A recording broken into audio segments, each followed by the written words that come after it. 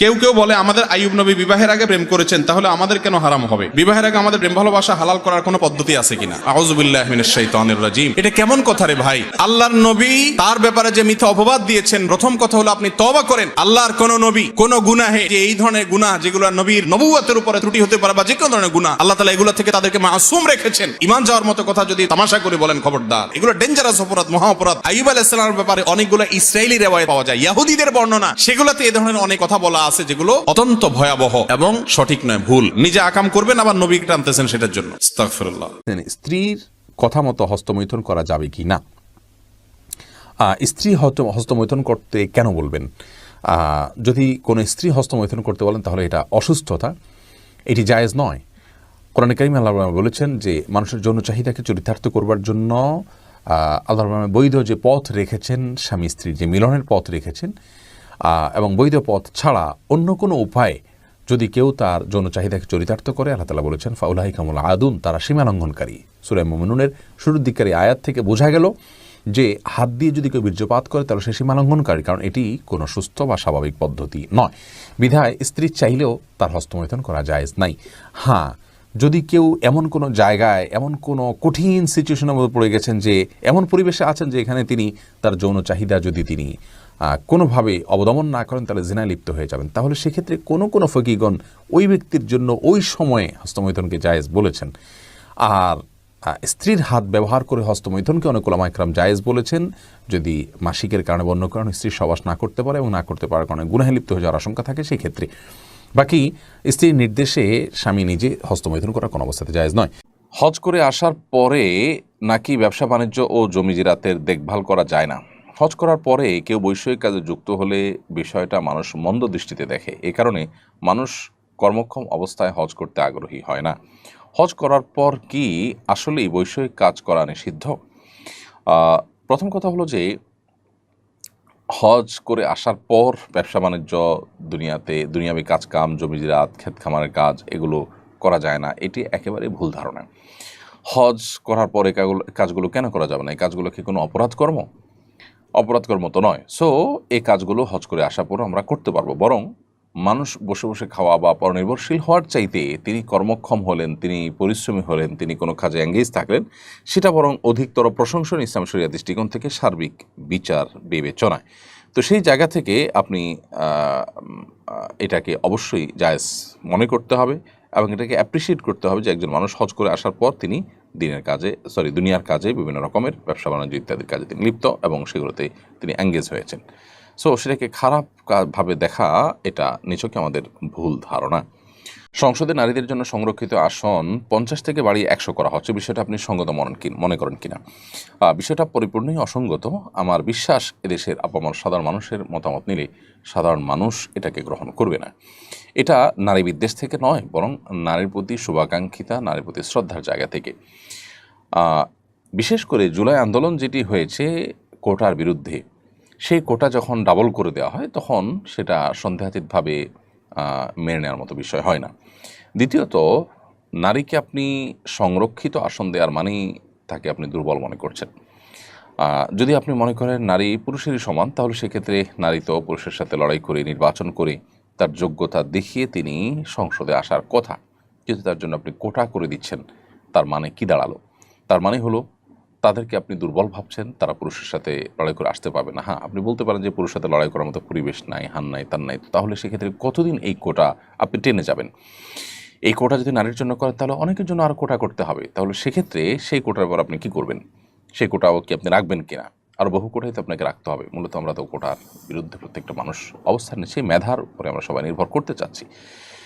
সবচেয়ে বড় বিষয় সেটি হলো যে পৃথিবীর অন্য যে সমস্ত দেশে নারীদের জন্য সংরক্ষিত আসন আছে, বেশিরভাগ দেশেই 10% বা 15%, 16-17% এর কাছাকাছি পার্সেন্টেজ আছে সংরক্ষিত আসন। এরকম আপনার প্রায় 1/3 আসন নারীর জন্য সংরক্ষিত রাখা জাতীয় সংসদে, এটার নজির খুবই কম।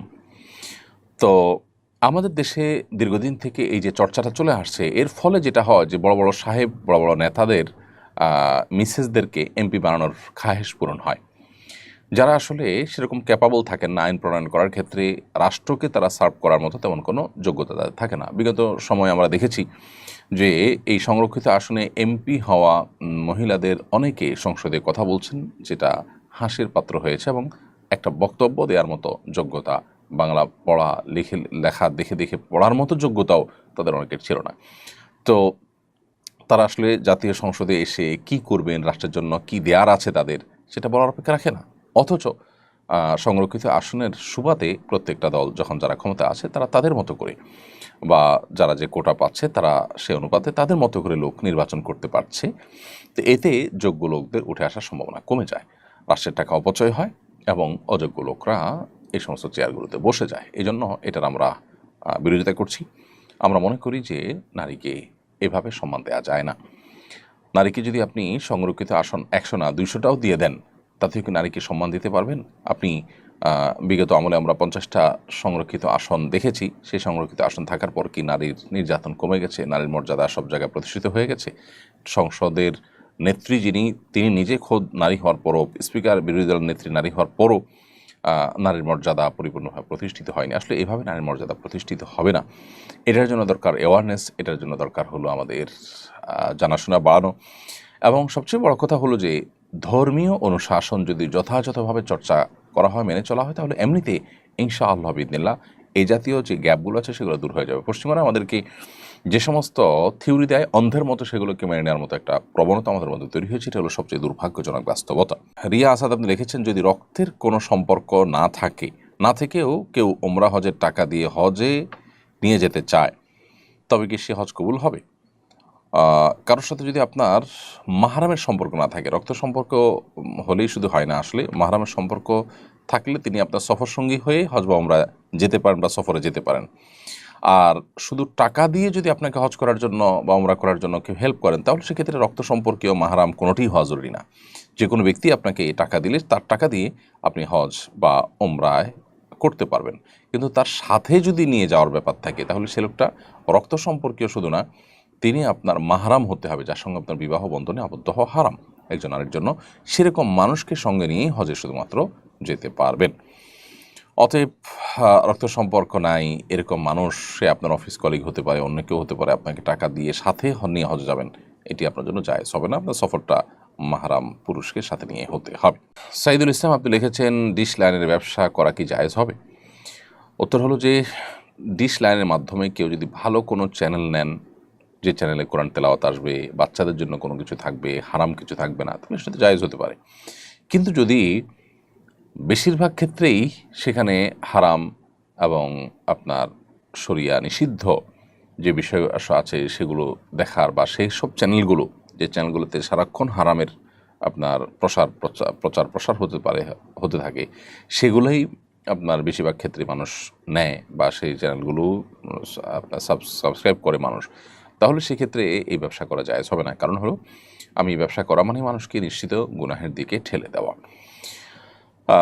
অনলাইনের বিজনেস অর্থাৎ নেটের বিজনেসটা এর চাইতে কিছুটা ব্যতিক্রম। কারণ হলো, নেটের বিজনেসে আমরা জানি যে সাধারণত নেট জিনিসটাই হলো এরকম যেটা দিয়ে সব রকম কাজ করা যায়, ভালো মন্দ সব অপশন আছে। আর ডিশ লাইনের ব্যবসাটা হলো যে ডিশ লাইনের আপনার যে চ্যানেলগুলো আপনি তাকে সাবস্ক্রাইব করে দিবেন, বেশিরভাগ ক্ষেত্রেই এগুলো সব চ্যানেলগুলো সেট করে দিতে হয়, সেখানে আপনাকে দিতেই হবে হারামগুলোকে সেট করে।